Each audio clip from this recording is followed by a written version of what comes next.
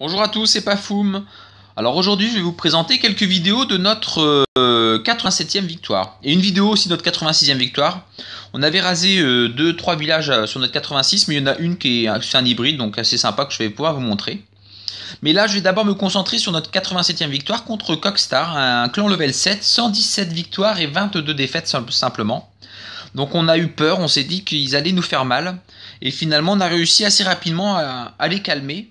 Et notamment d'entrée, Pif nous a fait une attaque à 3 étoiles directes. En général, on n'attaque pas directement les villages, mais vous pouvez voir, voilà, c'est sur ce village-là.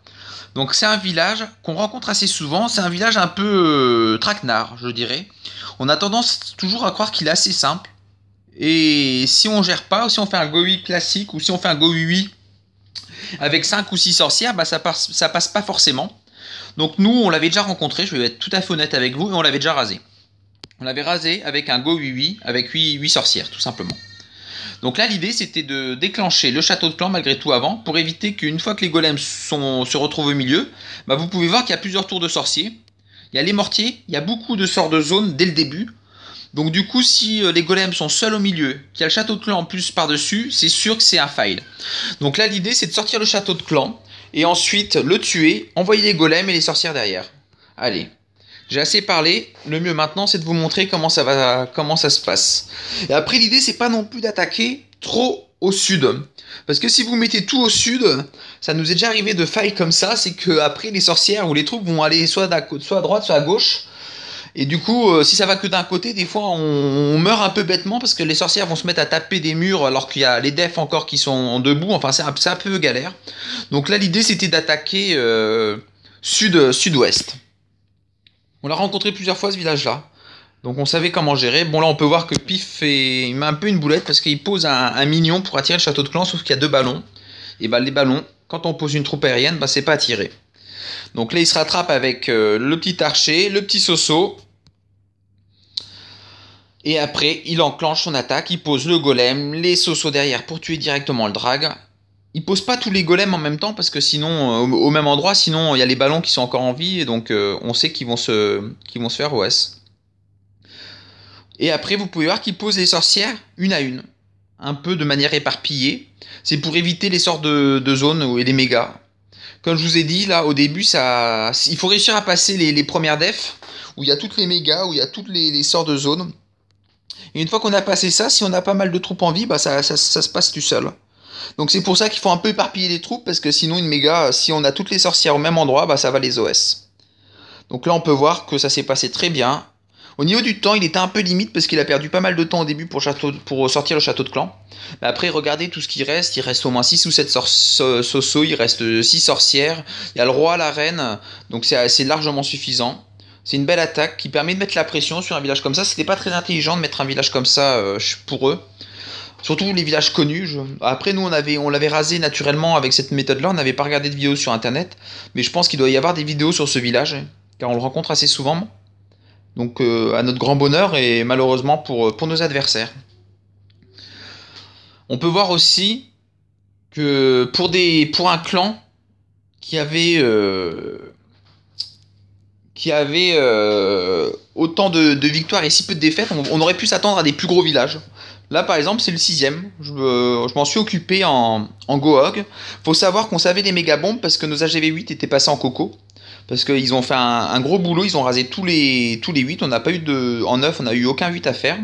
Donc on savait où étaient les méga bombes. Et Crystal avait tenté en full coco 5 de le faire. Malheureusement il a un peu mal géré les sorts, il a fait 90%. Moi j'avais un Gohog de près, donc je me suis dit bon ben c'est lui qui aura droit au Gohog. Donc on peut voir, donc y a le roi en extérieur, au nord, et la reine en extérieur, au sud. Donc j'ai fait le choix, moi, d'attaquer plein sud au niveau de la TDA avec les gogos, d'attirer, donc de sortir le château de clan, de tuer la reine, de m'occuper de la reine, et en même temps d'envoyer les golems pour essayer d'attaquer du coup plein sud, et me permettre après de lancer les cocos au niveau, enfin comme je le souhaite. Et l'idée c'était de garder le roi pour faire le roi adverse. Donc je vais vous montrer ce que ça donne. Après je vous avoue sur cette strat là, bon le village était pas costaud, hein. C'est un HDV 8, il a des defs niveau HDV 8 à part les arcs X et les canons qu'on peut voir, les mortiers. Si malgré tout il y a quand même les defs au sol qui sont HDV9, mais ça reste pour du Coco 5, un village qui est pas très costaud. Donc un village facile. Je pose mon emploi bêtement, pensant que le château de clan allait aller dedans. Bon, on voit qu'il va un peu dedans, mais c'était quand même, c'était pas terrible. C'était pas la meilleure idée au monde. D'autant plus que lorsqu'on attaque en coco, vaut mieux les garder pour les squelettes dans le village parce que sinon les cochons prennent cher. Donc comme je vous avais dit, j'attaque sud. Donc là, petite dev, donc forcément les troupes avancent bien. Après, je décide d'attaquer à l'est. Je savais que les méga bombes étaient là, c'est pour ça, vu qu'on avait vu. D'ailleurs, ce soin là est pas trop mal placé. Le deuxième soin est très mal placé, j'aurais dû le placer plus au nord. Et le deuxième soin est très mal placé. Le troisième soin aussi est très mal placé parce que je savais qu'il y avait des mégas, j'ai un peu de chance dessus, donc c'était une attaque moyenne, on va dire. Ça fait 3 étoiles, donc c'est toujours une attaque réussie, enfin dans le sens où on rase. Mais après, dans la réalisation, elle était quand même pas top. Il y a quand même de quoi s'améliorer. Bon, comme je vous l'ai dit, hein, personne dans le clan joue avec des simulateurs d'attaque, donc forcément nos attaques des fois, on rase, mais pas forcément tout le temps avec la manière. Et je vais vous présenter du coup un dernier hybride réalisé aussi, que j'ai réalisé, qui était un Gohog sur le 4. Après, il faut savoir que le 3, on lui a mis 91%, on était pas loin de quand même raser 4 HDV9 sur 6. On a fait quand même une bonne guerre, j'étais assez content. Bon, là, il faut savoir aussi que c'est un deuxième essai, hein. On savait où étaient 3 méga-bombes. Les méga-bombes étaient donc au niveau à côté de la tour d'archer, dans le trou, où est le roi en ce moment, et à côté de l'arc. Donc du coup, je connaissais ces 2 méga-bombes là. Je savais que devant le propulseur, il y a un trou. Je savais qu'il y avait une Tesla et il y avait rien à côté. Donc du coup, je me suis douté qu'il y aurait une méga-bombe. Et la dernière méga-bombe, elle était extérieure, au niveau de la tour de sorcier. Donc c'est très très nul de mettre une bombe extérieure comme ça. Donc vous allez voir qu'au début, je la déclenche simplement avec un sapeur. Comme ça, on n'en parle plus, on est débarrassé. Donc l'idée, c'était d'attaquer vraiment face au canon et à la tour de sorcier. Donc côté sud-est, pour essayer de faire péter ces 2 méga-bombes. Et après, j'ai simplement attaqué par le nord. On peut voir que toutes les devs sont paquets. On sait qu'il y a juste une méga-bombe, donc va falloir simplement caler un soin au niveau dans le trou là, devant les 2 arcs, les 2 anti-aériens. Et après, j'ai décidé aussi d'attaquer, si je dis pas de bêtises, au niveau est. Pour choper un arc X. Ou peut-être ouest, pardon. Oui, sur cette attaque, j'ai attaqué ouest parce que j'avais mes golems. Comme ça, je me suis dit que l'arc X allait taper les golems. Et ça allait taper les golems. Et du coup, mes cochons allaient rester en vie plus longtemps. Et du coup, pour l'arc X tout au fond, donc le deuxième côté est, il va taper mes cochons. Mais au moins, j'aurai beaucoup de cochons étant donné qu'avant, ils se sont pas fait trop focus. Donc, je vais vous montrer cette réalisation. Donc, j'accélère un peu, hein. Là, je pose les cabanes tout simplement. Je pose archer sur cabane tout simplement parce que mon dernier Gohog, j'ai fait 98% ou 99%. J'avais oublié une cabane, donc j'ai posé. Je perds d'ailleurs 4 archers, c'était mal joué. J'aurais mieux fait d'attendre. Je perds 4 archers bêtement. Donc voilà, l'attaque est lancée.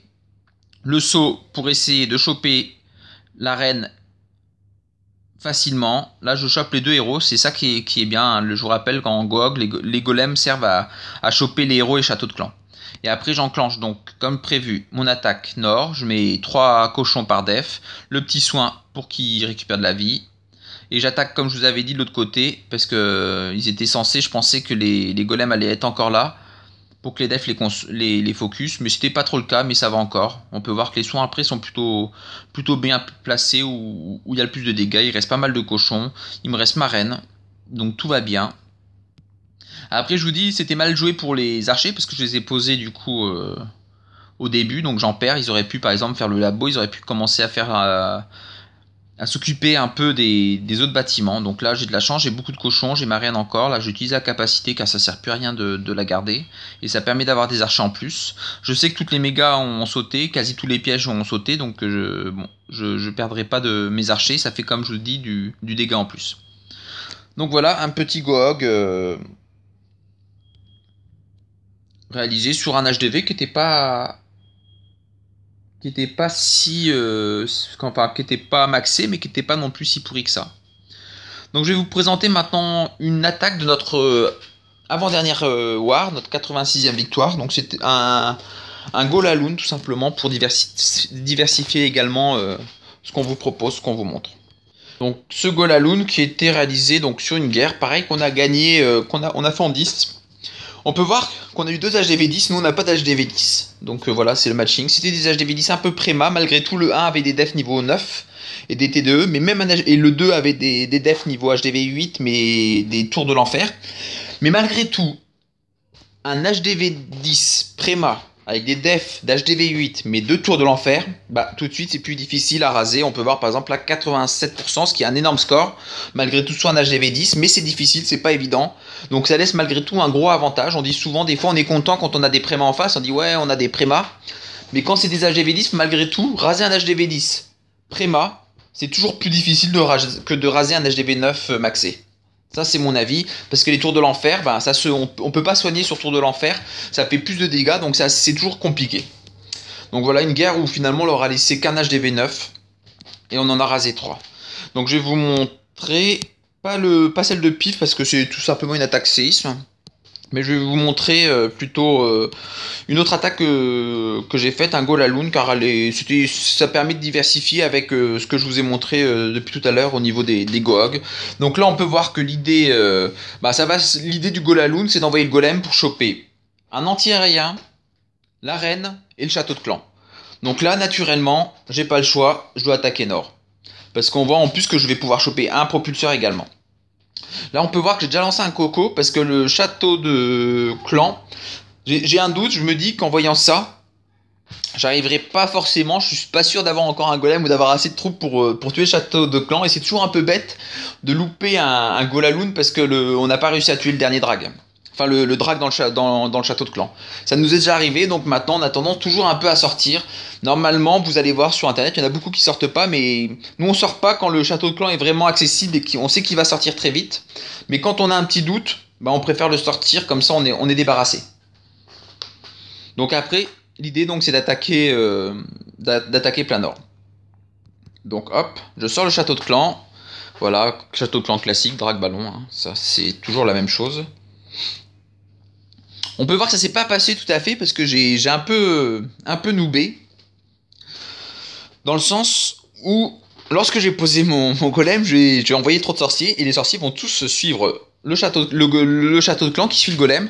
Donc je vais me retrouver à raser, à nettoyer plus un côté que l'autre. Regardez, là je mets trop de sorciers, là c'est mal joué. Ça c'est mal joué. Parce que du coup les sorciers suivent le golem. En plus, du coup, qu'est-ce qui va se passer ? C'est en plus mon golem, je le perds dès le début, donc déjà je me demande comment je vais faire. Donc du coup, j'ai pas le choix de sortir mon roi pour qu'il nettoie et d'attendre avant de lancer ma reine. Ça, dans des moments comme ça, quand on voit que ça part pas forcément comme prévu, faut pas paniquer. Là j'accélère le roi parce que je vois que la reine tape la maison, la cabane d'ouvrier, et je me suis dit, après la tour d'archer, des fois elle serait capable de tourner. Donc c'est pour ça que j'enrage le roi pour qu'il nettoie et pour éviter que la reine le suive. Donc après j'ai une reine 18, c'est quand même assez costaud. Donc j'arrive à tuer la reine adverse, le propulseur, l'anti-aérien. Donc c'est plutôt bien joué. Finalement c'est plutôt bien rattrapé. Car c'est pas bien joué étant donné que j'ai mal joué le début. Après tout simplement, on envoie, c'est un Mobiles classique. Les devs, comme vous pouvez voir, n'étaient pas non plus maxés sur ce village là. Nous on est quand même plus sur une politique où on sait que c'est difficile de raser un HDV9.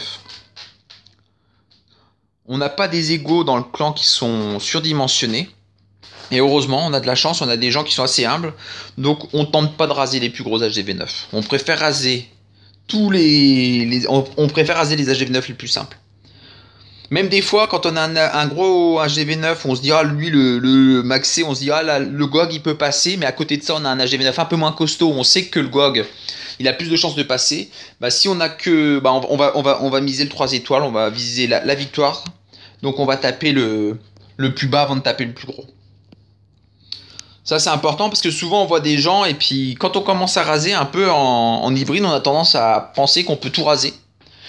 L'excès de confiance arrive vite dans ce type de jeu, je trouve. Enfin, on en a vu en tout cas même des gens qui sont venus dans notre clan, ils rasent une fois, après ils veulent à tout prix la raser à nouveau faire un autre hybride, etc. Mais non, non, il faut rester humble.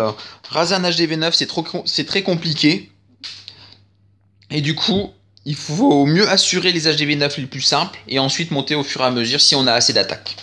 Voilà, merci à tous et bonne continuation et à très bientôt.